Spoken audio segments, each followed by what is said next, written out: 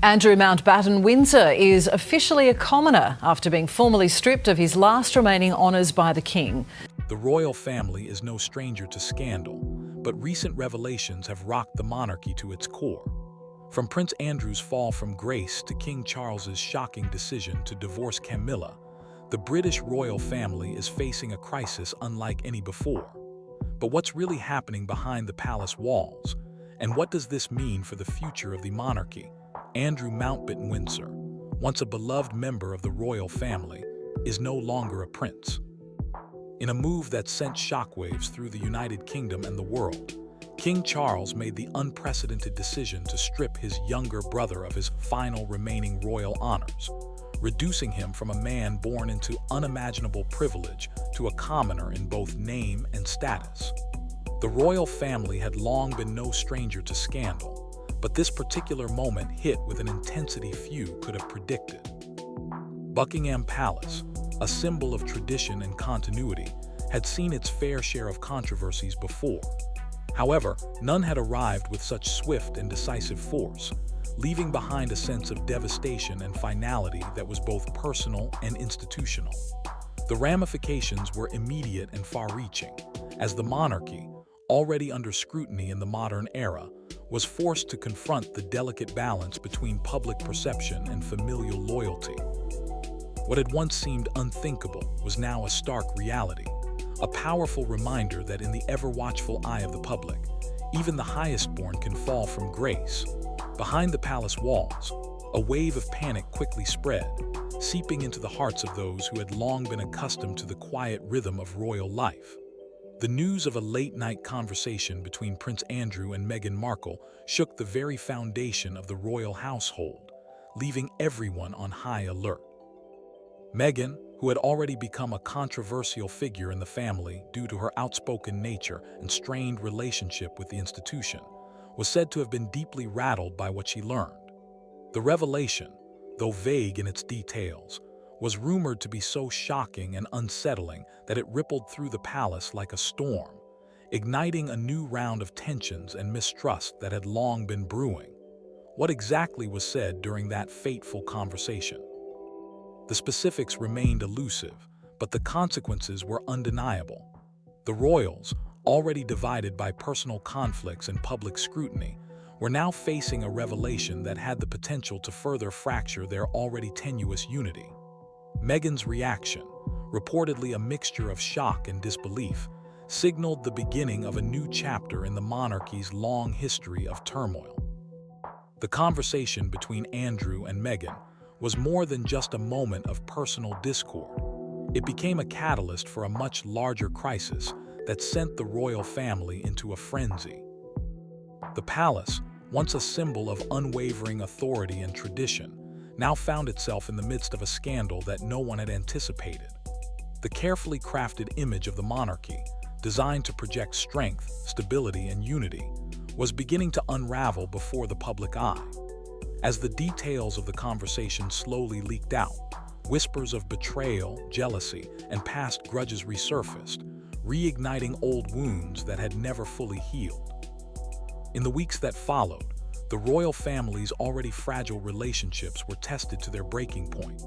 This revelation, though seemingly just another scandal in a long list of royal missteps, proved to be the spark that ignited one of the most volatile crises the monarchy had faced in decades. It laid bare the fractures in the family, showing that behind the walls of Buckingham Palace, not all was as serene and united as it appeared. The ripple effects would be felt far beyond the palace, with the public, the press, and the monarchy itself forced to confront a deeper, more uncomfortable truth.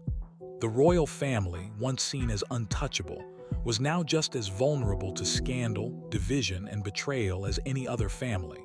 To fully grasp the gravity of this moment, we must first turn back to the memoir that altered everything.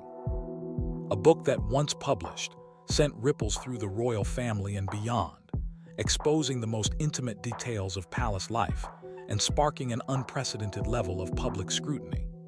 This memoir, written with the weight of years of suppressed frustration and pain, became the catalyst for a series of events that no one could have predicted. It not only reshaped the way the world viewed the monarchy, but also triggered a chain reaction that would leave a permanent mark on the royal family's legacy. As the pages of the memoir revealed hidden truths and untold stories, it opened a door that the royal family could never close again. And what followed was a storm that none could escape. For years, Virginia Giuffre had bravely spoken out about the horrific abuse she suffered at the hands of Jeffrey Epstein, Ghislaine Maxwell, and a network of powerful men whom she alleged were complicit in the abuse.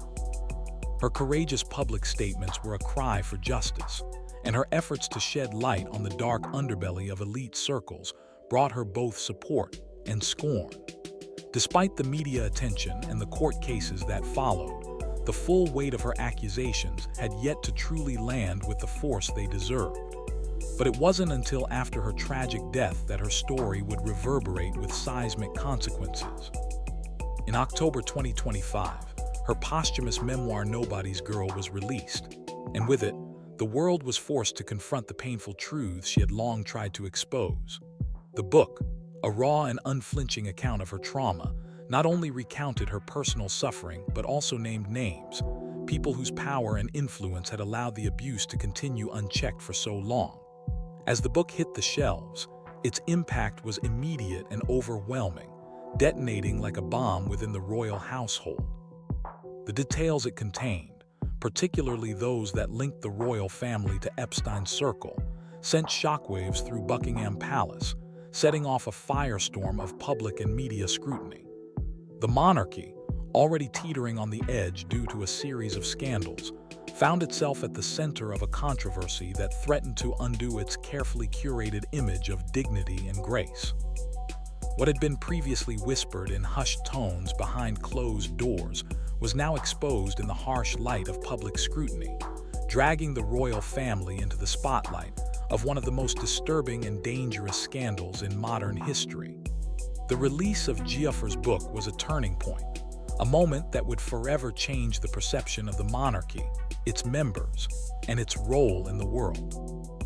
Giuffre tragically died by suicide in April 2025, leaving behind a powerful and haunting written testimony that detailed years of exploitation, years in which Prince Andrew stood at the center of her harrowing account.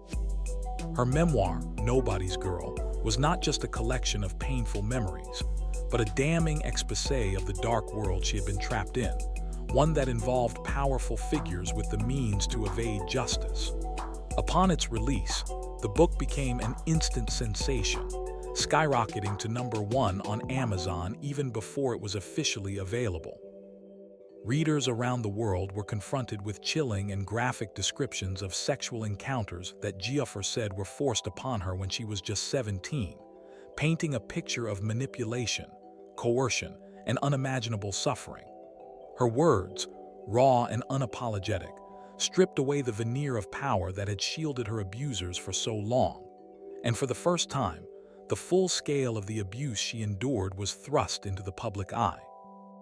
The revelations within her memoir sent shockwaves far beyond the royal household, forcing everyone to reckon with the uncomfortable truths that had long been buried. What was once a whispered scandal now became undeniable reality, and the global response was swift and unforgiving. The monarchy, already reeling from years of public scrutiny, now found itself ensnared in the most dangerous and far-reaching crisis in its modern history. In her memoir, Giuffre vividly described the moment she was introduced to Prince Andrew at Ghislaine Maxwell's London home, a scene that seemed almost surreal in its casual cruelty. Maxwell, with a chilling tone of mockery, allegedly told Giuffre that she would soon meet a handsome prince, just like Cinderella. The words, meant to sound lighthearted, now carried an eerie weight in the context of what would unfold. According to Giuffre, Andrew quickly and accurately guessed her age, then added, almost offhandedly, that his own daughters were only a few years younger than her. That comment, which seemed innocuous in the moment, now stood out with horrifying clarity. In hindsight, it felt like a twisted precursor to the events that would follow, casting an even darker shadow over the interactions that would unfold between them. What was initially an introduction framed as a fairy tale quickly morphed into something far more sinister. Giuffer's account of those early moments painted a chilling portrait of how power, manipulation, and exploitation could be veiled in the language of innocence and privilege. The detail of Andrew's casual remark about his daughters, given the circumstances, made what followed all the more disturbing, adding an extra layer of unease to an already horrifying situation. What made Nobody's Girl so damaging was not just the shocking accusations, but the emotional precision with which Giuffer detailed her experiences. Her words cut to the core, painting a vivid picture of the deep psychological scars left behind by her abuse. Giuffer wrote that Prince Andrew behaved as though access to her body was his birthright, an entitlement that seemed ingrained in his sense of privilege and power. This entitlement, she claimed, haunted her long after the encounters ended, a constant reminder of how deeply the abuse had affected her. Her account didn't just expose the physical violation, but the emotional and psychological toll it took. How a powerful man had, in her eyes, treated her as nothing more than a possession, as disposable as a fleeting moment in his life. Giuffer's memoir also shed light on the lengths that Andrew and his associates allegedly went to in order to intimidate and silence her. She claimed that Andrew's associates attempted to intimidate her online, using the tools of modern technology to harass and undermine her. They reportedly dug into her private life, attempting to uncover damaging information through the use of private security and even manipulating legal procedures, hiding behind the heavy gates of Balmoral Castle to avoid being served with legal documents. The sheer extent to which they allegedly went to protect Andrew's reputation and escape accountability was as disturbing as the accusations themselves. These tactics of harassment and intimidation, meant to silence and discredit her, painted a picture of a system in which powerful men believed they were untouchable, their actions above reproach. The combination of the personal, emotional weight of Giuffer's testimony and the alleged actions to evade justice made the book not only a painful recounting of trauma, but a rallying cry for accountability and change. The timing could not have been worse. King Charles, already grappling with the devastating diagnosis of cancer, was facing a health crisis that cast a shadow over his reign. The monarchy itself was in the midst of a fragile generational transition, struggling to remain relevant in an ever-changing world where its traditional role seemed increasingly uncertain. As if that weren't enough, the public outrage, already simmering due to years of scandal and controversy, reached a boiling point following Virginia Giuffer's tragic death. Her memoir Nobody's Girl, combined with the resurgence of her allegations, intensified the public's anger, turning sympathy into fury.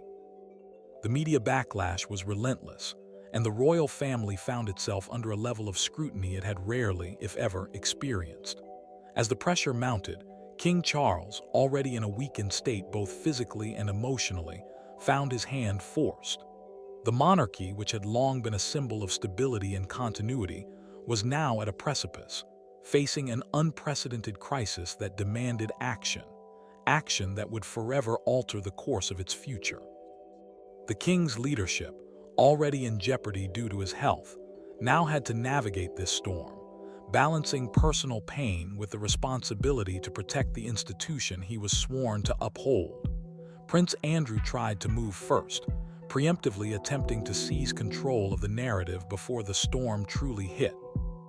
4 days before Giuffer's memoir Nobody's Girl hit shelves, he made a public announcement that he would voluntarily surrender his Duke of York title, framing the decision as a selfless act of duty.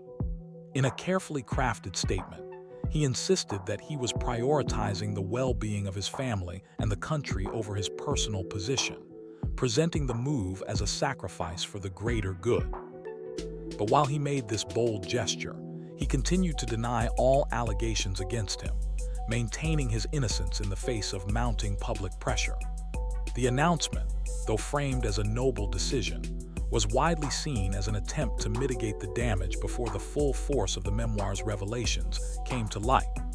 The The move left many questioning whether it was truly an act of honor or simply a calculated maneuver to protect his image. Nonetheless, it was clear that Prince Andrew was trying to maintain some semblance of control over a situation spiraling out of his grasp, an effort that in the end did little to quell the growing outrage or ease the royal family's mounting crisis. It wasn't enough. Despite his public attempt to salvage some dignity, Prince Andrew was not prepared to relinquish the life he had grown accustomed to. Behind the scenes, he fought desperately to preserve his lavish lifestyle at Royal Lodge, the sprawling 30-room mansion on the Windsor estate where he had lived for decades. The residence, once a symbol of his royal stature, was now at the center of a bitter battle. Although Andrew held a long-term lease, King Charles, in his efforts to reassert control and distance the monarchy from the scandal, was determined to remove him.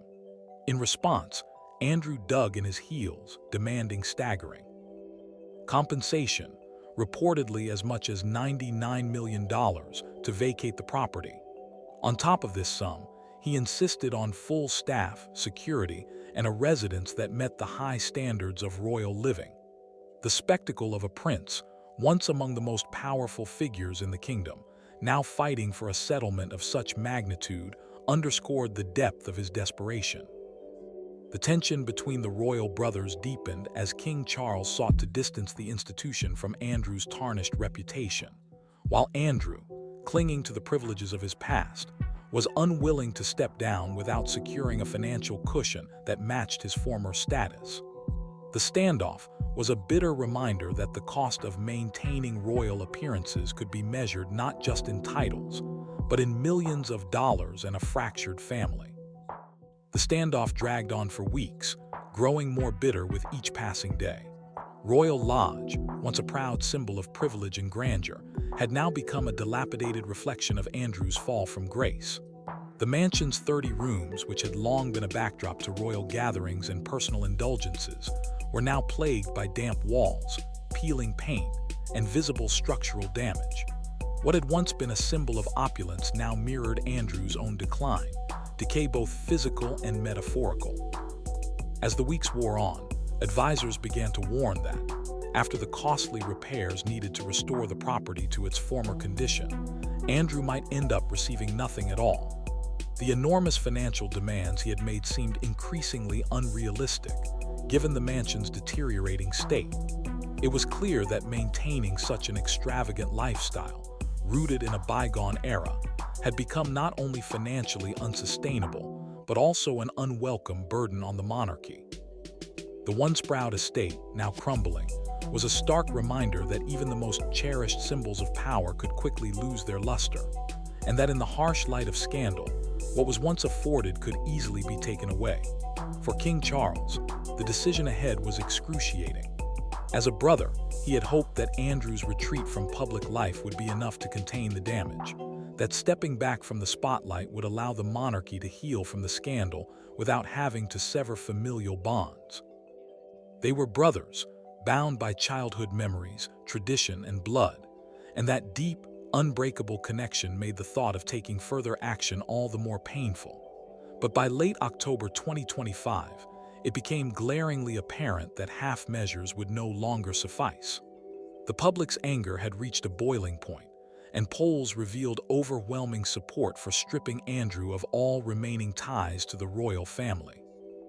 The damage was no longer something that could be contained with a simple retreat or a forced resignation from certain duties. Experts in royal affairs were quick to warn that the very foundation of the monarchy itself was at risk. The public had lost faith, and if the monarchy was to maintain any semblance of respectability, Charles would have to make a painful and decisive choice: sever the final ties to his brother, or risk the collapse of the institution he had sworn to uphold. The weight of history, duty, and family all collided in that moment, and the consequences of his decision would echo through the monarchy for years to come. Prince William pushed hardest. As the future king, he understood the gravity of the situation more than anyone else. William argued that tolerating Andrew in any capacity undermined every value the monarchy claimed to represent: accountability, responsibility, and moral authority. The royal family, he asserted, could not continue to shield a man whose actions had stained their name, regardless of the personal ties that bound them.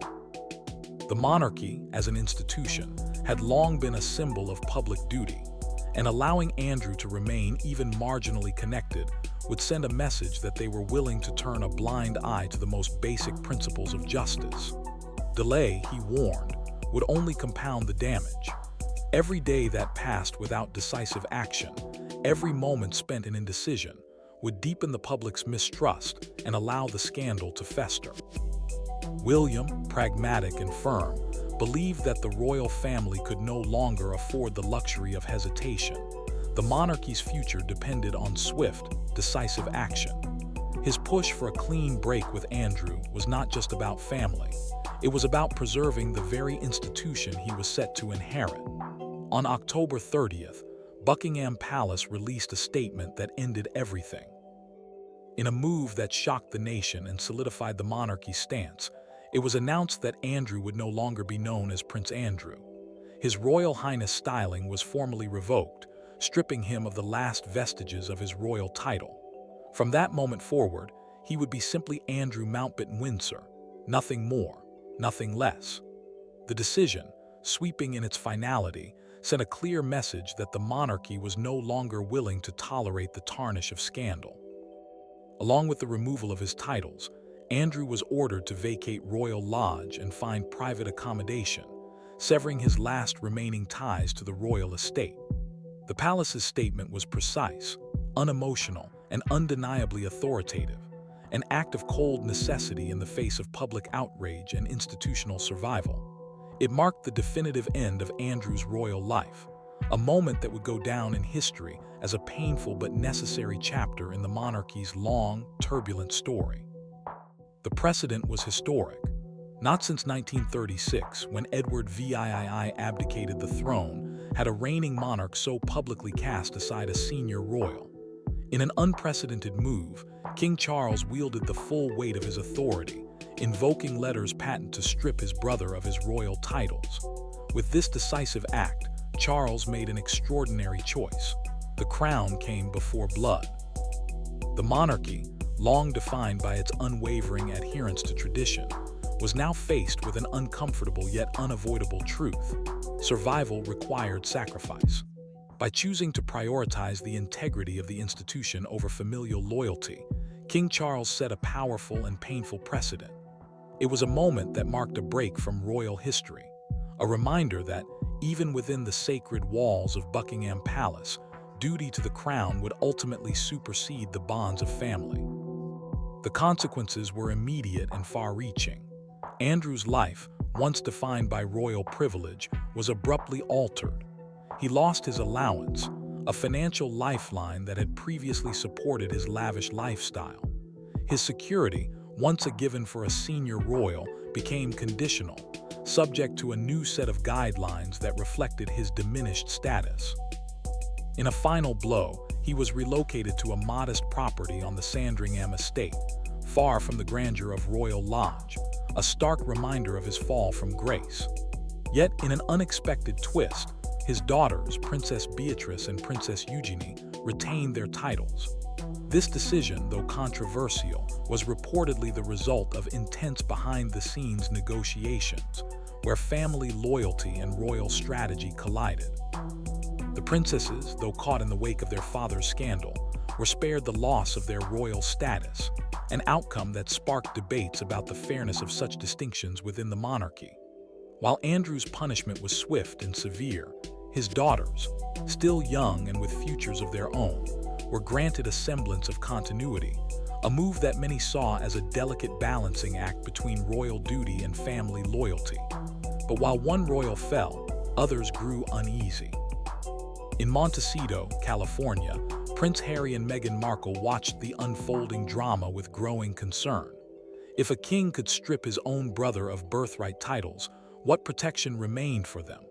The power dynamics within the royal family had shifted dramatically, and the implications were impossible to ignore. Meghan, sources claimed, was both furious and fearful. Her Duchess title was not just a courtesy.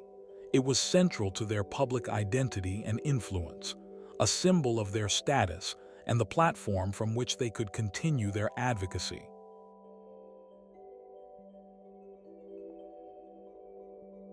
The thought that the monarchy, in its pursuit of self-preservation, could turn on them as it had with Andrew was deeply unsettling. Meghan, who had already experienced the brunt of royal disdain, knew that their position within the family was precarious. With the monarchy now willing to sever ties so definitively, they feared that their titles and privileges could be the next to be stripped away. The future of the Sussexes, already in limbo, seemed even more uncertain, as the very foundation of their royal identity appeared to be crumbling beneath them. A precedent had been set, but no one could have anticipated what came next. Inside Clarence's house, an emergency meeting unfolded, with advisors visibly shaken, clutching documents marked confidential domestic action. Tension filled the room as the clock struck 9:15 a.m., and King Charles, with a steady but somber voice, made an announcement that no one could have imagined hearing from a reigning monarch. "I intend to separate from Queen Camilla." The words hung in the air like a thunderclap. A divorce, a constitutional earthquake. The shockwave of this revelation rippled far beyond the royal household, shaking the very core of the British monarchy. The idea of a divorce within the royal family, once unthinkable, now threatened to fracture the monarchy's image of unshakable stability and unity.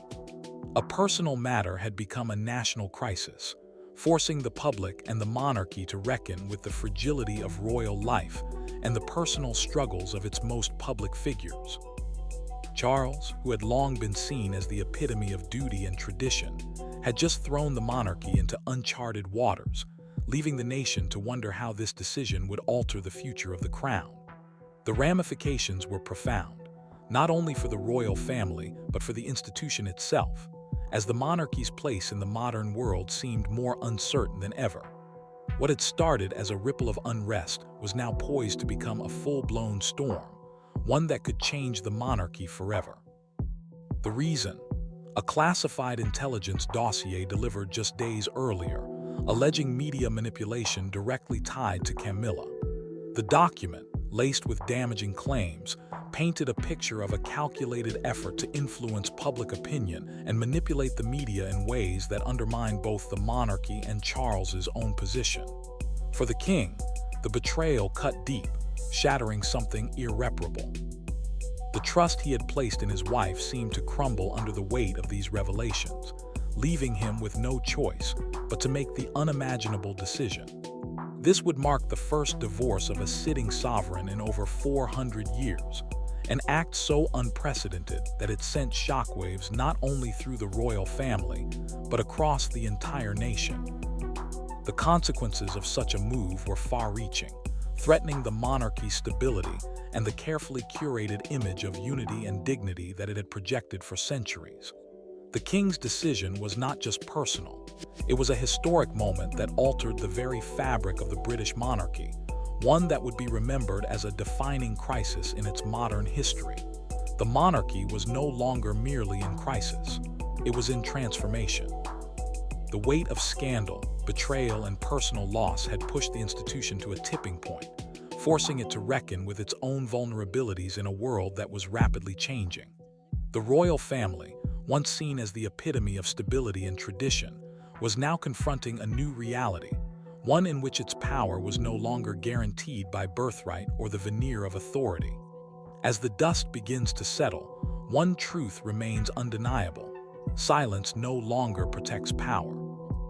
The age-old shield of secrecy, which had allowed the monarchy to weather scandals in the past, had been shattered. Now, 7-second clips, viral moments, and the relentless scrutiny of social media shaped history in real time, leaving no room for missteps or cover-ups. The crown, once thought untouchable, is learning what accountability truly costs. The institution that once held the unwavering loyalty of a nation is now struggling to maintain its relevance, as the very transparency it tried to avoid becomes its harshest challenge. The monarchy's future, once assured, now hangs in the balance, as it grapples with the brutal reality of a world where power is no longer invincible, and every action is subject to public judgment. Which of these royal revelations shocked you the most? From the stripping of Prince Andrew's titles to the unexpected divorce announcement by King Charles, each moment has reshaped the future of the monarchy. Do you think King Charles made the right call? Or do you believe he went too far in his efforts to preserve the crown's reputation? We'd love to hear your thoughts. Share your opinions in the comments below, and let's discuss the implications of these historic moves. If you enjoyed this video, don't forget to like and subscribe to stay updated on the latest royal news. And make sure to click on the next video on your screen. You won't want to miss what's coming next.